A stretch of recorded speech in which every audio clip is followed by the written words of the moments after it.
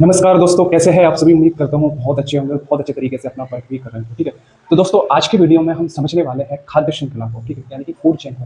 Food chain क्या होता है, ठीक है, किस तरीके से एक व्यक्ति के ऊपर दूसरा व्यक्ति निर्भर रहता है, ठीक है, किस तरीके से एक जानवर के ऊपर दूसरा जानवर डिपेंड करता है, सब कुछ समझेंगे। और दोस्तों अगर आपने ये नहीं जाना ना, तो ये मान लीजिए कि आपको बहुत कुछ पता नहीं है। इस वीडियो को कंप्लीट देखना, आपको पूरी खाद्य श्रृंखला बहुत अच्छे तरीके से समझ आएगी। और इसको हर व्यक्ति को समझना चाहिए, सीखना चाहिए। हमारी चीज़ें, हमारी नेचर, हमारी प्रकृति को, प्रकृति के जो सोर्सेस हैं उनको, प्रकृति किस तरीके से अपने आप को बैलेंस करती है, उस चीज़ को हर व्यक्ति को समझना चाहिए। इस वीडियो को एंड तक जरूर वॉच करना दोस्तों, ठीक है। बहुत कुछ आप जानोगे, सीखोगे, समझोगे। ठीक है, तो हम स्टार्ट करने वाले हैं क्या आज खाद्य श्रृंखला, नया टॉपिक है, इसलिए एंड तक जरूर देखना। ठीक है, दोस्तों सबसे पहले थोड़ा सा अगर मैं बात इंटरेस्टिंग वे में बताने की कोशिश करूँ, क्या आपने कभी ये सोचा है अगर हमारे संसार के सारे शेर खत्म हो जाए, जो जानवर है, जो शाकाहारी मांसाहारी जो जानवर है वो खत्म हो जाए, तो क्या होगा? तो क्या होगा फिर?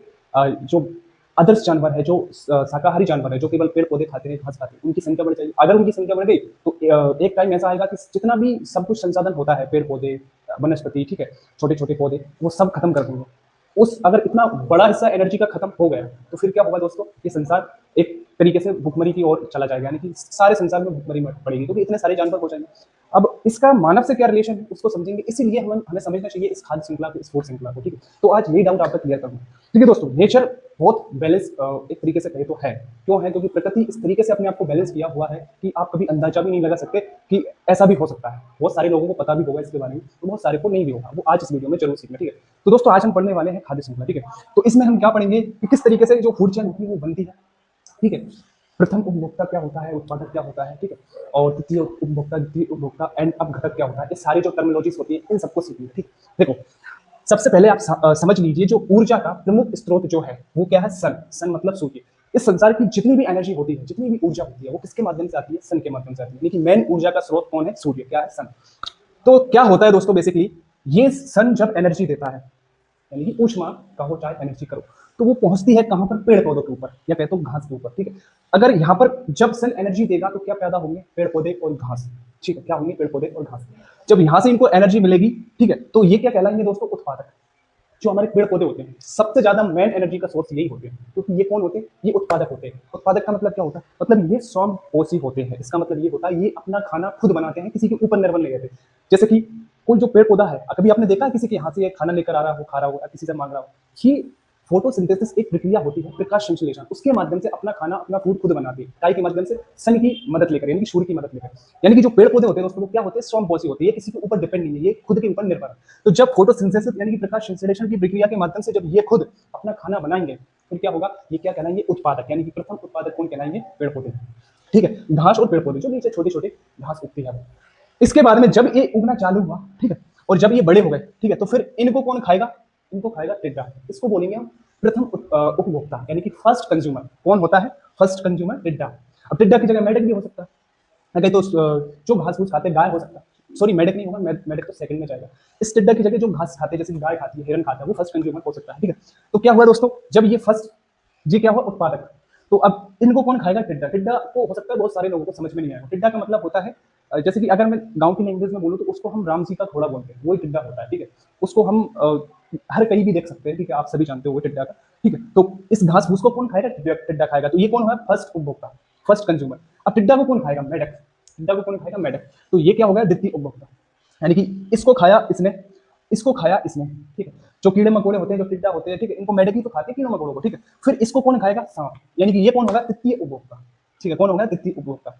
फिर इसके बाद में ये सार्व, यानी कि टॉप कंज्यूमर है। कौन? चील। अब चील क्या करेगा? इंतजार करेगा किसी चीज का मरने का। ठीक है, तो ये कौन होता है? टॉप उपभोक्ता। ठीक है, कौन होता है? टॉप उपभोक्ता। यानी कि जब सांप मरेगा तो सांप को कौन खाएगा? चील खाएगा।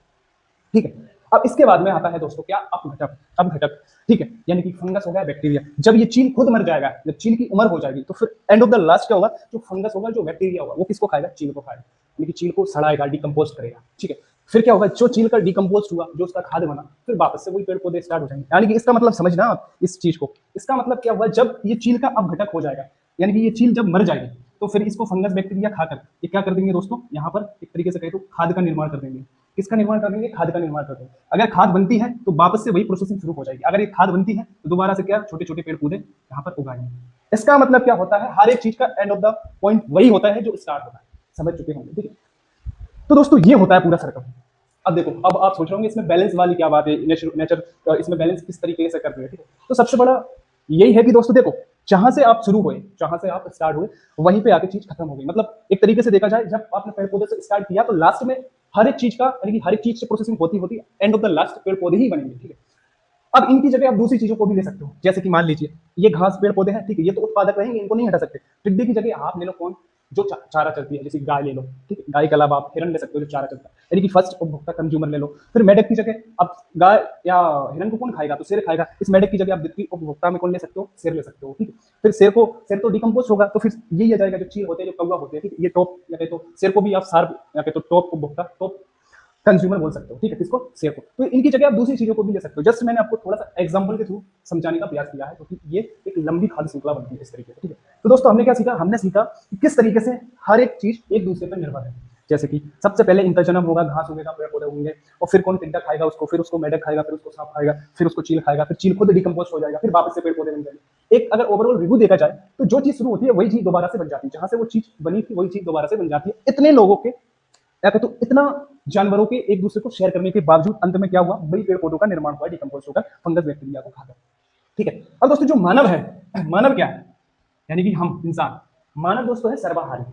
सर्वाहारी का मतलब होता है जो मांस भी खा सकता है और जो पेड़ पौधे या तो अनाज, गेहूं, चावल, दलिया ये भी खा सकता है। कौन, मानव, ठीक है। तो मानव को किस कैटेगरी में रखा है हमने, किस कैटेगरी में है, सर्वाहारी, यानी कि ये मांसाहारी भी है और शाकाहारी भी है, ये साधारण भोजन भी कर सकता है और मांस भी खा सकता है, ठीक है। अब दोस्तों एक चीज और समझना यहाँ पर ज्यादा जरूरी है, जो दोस्तों एक दूसरे से जो चीजें खाते हैं, मतलब जैसे कि पेड़ पौधे को टिड्डा खा रहा है, टिड्डा को मेढक, मेढक को सांप, ठीक है, सांप को चील, और चील खुद अब घटक के रूप में फंगस बैक्टीरिया उसको खा जाते हैं, डिकम्पोज कर देते हैं, अंत में जाकर पेड़ पौधे बनते हैं।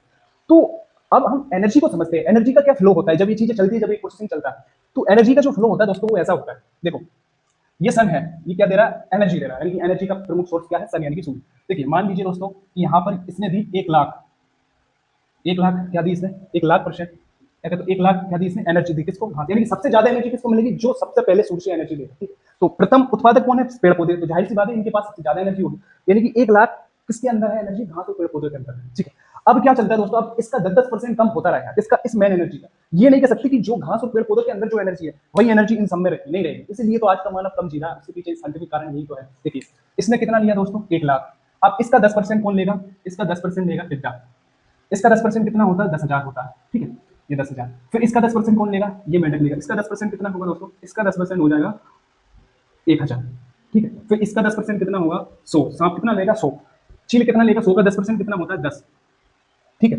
और फिर चील के बाद में जो अब घटक आते हैं, तो 10 का 10% कितना होता है, 1, यानी कि अब घटक केवल 1% लेंगे, जो फंगस होते हैं, जो बैक्टीरिया होते हैं, जो सड़ाते हैं, वो गलाते हैं, ठीक है। तो ये देखो दोस्तों, अब यहां से हमने देखा कि जितना आगे वो चीज पहुंचती है उतनी एनर्जी कम पहुंचती है। सबसे ज्यादा कौन, जो उत्पादक होते हैं उनके पास में आती है एनर्जी, यानी कि एनर्जी के सोर्स कौन होते हैं, जो उत्पादक। इसीलिए तो हम अनाज को खाते हैं, क्योंकि सबसे ज्यादा एनर्जी अनाज के अंदर होती है। लेकिन दोस्तों आजकल थोड़ा सा जो एक तरीके से कहते हैं रवैया है, जो कल्चर है, जो संस्कृति है, वो चेंज हो चुका है। तो जो संस्कृति है वो जा रही है दोस्तों मांसाहारी की तरफ, ठीक है, यानी कि हर कोई, हर मतलब ये मान के चलिए संसार में बहुत सारे व्यक्ति ऐसे होंगे जो मांसाहारी भी है और शाकाहारी भी है। अगर आप किसी मांस का सेवन करोगे तो जो एनर्जी का फ्लो है वो डाउन हो जाएगा, ठीक। यही कारण है कि आज का युवा यूथ बहुत कम गिरा, हालांकि बहुत सारे रीजंस है इस चीज पे, लेकिन ये है कि एक मेन कारण ये भी है कि आप कौन सा फूड चॉइस कर रहे हो, शाकाहारी या मांसाहारी। अगर आप शाकाहारी खाते हो तो आपको सबसे ज्यादा एनर्जी मिलती है, अगर आप किसी मांस को खाते हो तो ये फूड श्रृंखला पहुंचती वहां तक पहुंच जाएगी, जिसकी वजह से दोस्तों जो है आपको एनर्जी कम मिलेगी। अब डिपेंड ये करेगा जिस चीज का आप मांस खा रहे हो वो खाता क्या है, ठीक है, समझ रहे हो। तो ये होता है। आशा है दोस्तों आपको समझ में आया होगा क्या होती है फूड श्रृंखला, किस तरीके से चलती है चीजें। बाकी जो कुछ भी हो, आपको हमेशा शाकाहारी की तरफ जाना चाहिए, ठीक है, क्योंकि आपको भी एक तरीके से कहता हूँ हमारे कल्चर में भी यही आता है, सांस्कृतिक महत्व भी इसका ये है कि शाकाहारी बनो ना कि मांसाहारी। वो अपनी अपनी पर्सनल चॉइसेस हो सकती है दोस्तों, केवल मैं आपको बता सकता हूँ। लेकिन दोस्तों एक और पॉइंट यहाँ पर क्लियर कर देता हूँ, इंसान बोलता है कि अगर हम मांस नहीं खाएंगे तो इनकी संख्या ज्यादा हो जाएगी, ठीक है, इनकी संख्या ज्यादा हो जाएगी तो ये पृथ्वी जो है मतलब संकट में आ जाएगी, ऐसा मानव का कहना है। तो बहुत सारे लोग ये अजम्पशन भी लगाते हैं। तो इसका सीधा सा दोस्तों मैं एक सरल आंसर देता हूँ सभी को। देखो आप अपने मन से सर्वाहारी बने हो, यानी कि आप मांस भी खा सकते हो और आप अनाज भी खा सकते हो। अगर आप चाहो तो केवल आप अनाज का सहारा ले सकते हो, मांस खाने की कोई जरूरत नहीं है। भगवान ने, नेचर ने, पृथ्वी ने पहले से ही मांसाहारी जानवर बना दिए हैं जो वो काम कर रहे हैं जो आप सोचते हो, और यही बहाना लेकर लगातार जीव हत्या कर रहा है मनुष्य, और ये बहुत गलत काम है। कर्म इज बैड, ठीक है, ये हमेशा याद रखना दोस्तों, ठीक है। जैसे आप करोगे वैसे आपको समय समय पर मिलता रहेगा, ये सब और ट्रस्ट है, ठीक है। तो देखो दोस्तों, अगर आप ऐसा सोचते हो कि अगर हम नहीं खाएंगे तो ये बढ़ जाएंगे, ये केवल आपका प्लेजर है दोस्तों, ये आप खाने के लिए बोलते हो, जबकि सच्चाई ये है कि अगर आप नहीं खाओगे तो इनके लिए बाकी जानवर है ना मांसाहारी, जैसे शेर, तेंदुआ, ठीक है, और हयाना, इतने सारे मांसाहारी जानवर वो किस लिए है, भगवान ने भेजा ही उनको इसलिए है कि अगर ऐसा होता है तो आपको इनको रोकना है, बैलेंस करके चलना है। लेकिन नहीं, आप तो उसका आप उल्टा मतलब निकाल कर सबके सामने पेश कर देते हो, अगर हम नहीं खाएंगे तो इनकी संख्या बढ़ जाएगी। अरे फिर जानवर किस लिए है? जिनका भोजन मांसाहारी है, जो केवल मांस खा सकता है, जिसके पास कोई ऑप्शन नहीं है, उनके लिए ही तो ये चीजें है, फिर आप क्यों ही खाते हो? और दोस्तों देख लीजिए, अगर आप सोचते हो ना कि अगर मैं मांस खाऊंगा, अंडे खाऊंगा तो इनसे प्रोटीन मिलेगा, अच्छी हाँ सही बात है कि आप इनसे प्रोटीन जरूर एब्जॉर्व कर सकते हो, लेकिन एक बात हमेशा याद रखना दोस्तों, अगर आप ज्यादातर इन चीजों के ऊपर डिपेंड है तो ये जाहिर सी बात है दोस्तों, आपका जो जीवन प्रत्याशा है वो कम होगी, जो आपकी जीने की प्रत्याशा है वो कम होगी। जितना आप शाकाहारी चीजें खाओगे, जितना आप शाकाहारी खाओगे, अनाज का सेवन करोगे, उतनी ही आपकी जीने की जो प्रत्याशा है वो कम होगी। मसल्स गेन जरूर कर सकते हो आप इन चीजों से, लेकिन अपनी लाइफ तो अपनी जीवन प्रत्याशा गेन नहीं कर सकते। आशा है दोस्तों सबको समझ में आया होगा। जय हिंद, जय भारत। मिलते हैं नेक्स्ट वीडियो में। अगर वीडियो अच्छा लगा हो, हेल्पफुल रहा हो तो लाइक करना, शेयर करना। ठीक, जय हिंद।